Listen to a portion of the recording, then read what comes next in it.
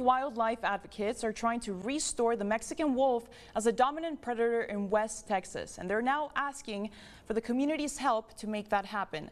Our KTSM 9 News reporter Jesus Baltazar spoke with one of these advocates, and he files this report, which you will only see on 9. Rick Lobelo has devoted 46 years to trying to bring the Mexican gray wolf back into West Texas, and is now part of the Texas Lobo Coalition, who's dedicated to that same cause. I spoke with him at the gates of Mount Cristo Rey, near where he says a Mexican gray wolf last came close to the Lone Star State. It came right over the edge of this mountain, but on the Mexican side, Mount Cristo Rey. So that's kind of emotional for me because it came so close to Texas. The collared wolf was from a recovery program in Mexico that has since gone missing, according to Lobelo. He says Texas has not seen a Mexican gray wolf since the 70s, after they were systematically eradicated from the region. It was in 1978 that I wrote my first letter to the U.S. Fish and Wildlife Service asking them to do something rather than nothing. This is 8mm film shot by Lobelo in '78. The wolf would become a founder of Mexican wolf populations that today roam in the deserts of New Mexico and Arizona after being released, and some that live at the El Paso Zoo, all as part of efforts to save the species. And all we have to do is give the wolf a chance and we can learn to live with it again.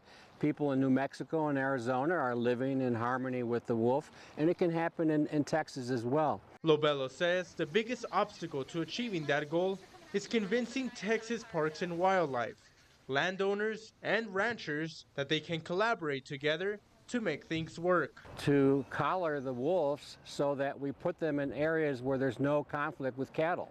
I mean, there's an area called Big Bend National Park, 1,100 square miles. Lobelo saying there's landowners he's spoken with that are interested in helping, as reintroducing the Mexican gray wolf would help solve issues related to their absence. The ecosystem in this Chihuahuan desert, things are really messed up.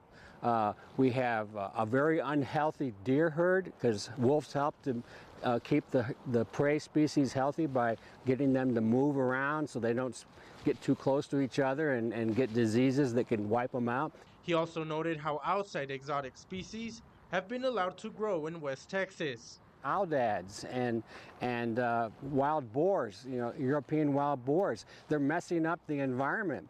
And if we had more predators like wolves out there, they could be helping us to control them. Since committing himself to this cause 46 years ago, Lobelo says the Mexican gray wolf remains a critically endangered species, but says progress has been made and believes the borderland is a community to help keep pushing things forward.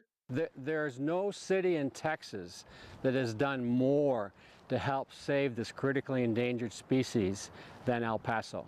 We have people who live here who are on the species survival plan for the Mexican wolf, and now we're breeding Mexican wolves at the El Paso Zoo, and we're helping to put wolves back into the wild.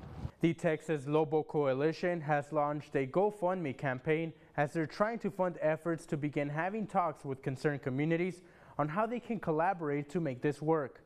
To learn more, you can visit our website, ktsm.com. Reporting in studio, Jesus Baltazar, KTSM 9 News.